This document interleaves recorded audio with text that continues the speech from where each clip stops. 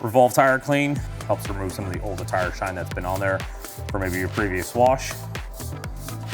Spread it generously on the tire. You can use a pretty soft nylon brush here to break down the tire and remove the old tire shine. Some cases when it's a little slick, if you feel it, you can use more Revolve. If it's a little bit of a thicker tire shine that's been applied, you just break it off.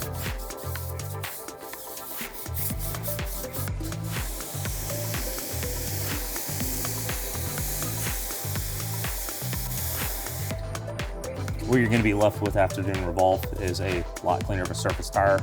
If you look at this front and compare to the rear, how much cleaner it is and just the natural the rubber is, this is going to give you the clean foundation for your tire shine application of Orbit. To learn more or order your own, visit www.aensousa.com.